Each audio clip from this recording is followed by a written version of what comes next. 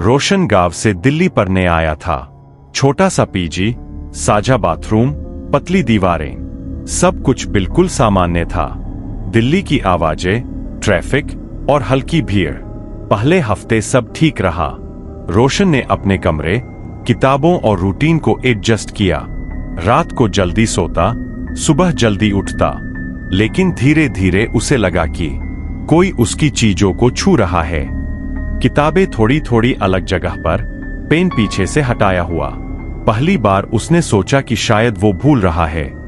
कुछ दिनों बाद उसके मोबाइल में अनजान कॉल्स और मैसेज आने लगे। हर कॉल रात के 2:17 पर। हर मैसेज में केवल एक लाइन, तुम्हारा टाइम आ गया है।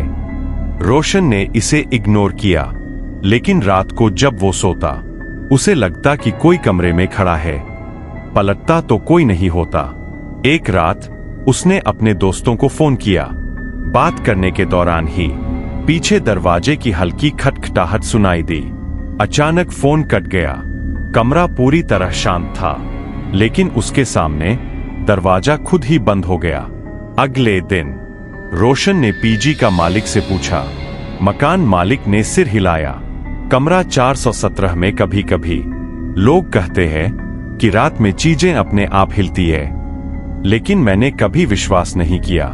रोशन ने सोचा कि ये सब बस अजीब संयोग है। लेकिन रात को जब वह सोया, उसके फोन पर स्क्रीन रिकॉर्डिंग आई।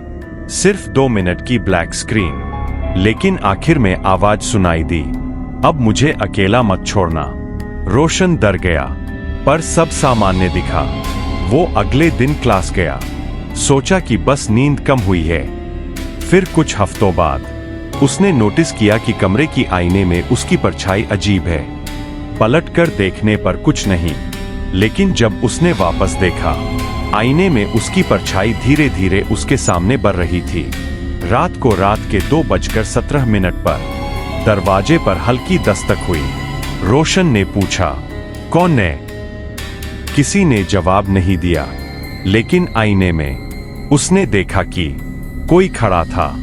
बाल खुले, चेहरा साफ नहीं, लेकिन हाथों में पुराने जैसे नाखून के निशान दिख रहे थे। उसने भागने की कोशिश की, लेकिन कमरे की कुंडी बाहर से बंद हो गई थी और दीवार पर लिखा था, अब तुम मेरा हिस्सा हो। सुबह पीजी में सब लोग इकट्ठा थे। कमरा 417 खाली था, लेकिन रोशन कहीं नहीं मिला। मकान मालिक कांप गया। कहा, बेटा, यहां कोई लड़का कभी अकेला नहीं रह सकता। कुछ महीने बाद सभी नए छात्र जो कमरे 417 में गए, उनकी नोटबुक, फोन और पर्स पर वही अजीब सी लाइनें मिलती थीं। तुम आज से मेरी पढ़ाई में शामिल हो, भागने की कोशिश मत करना।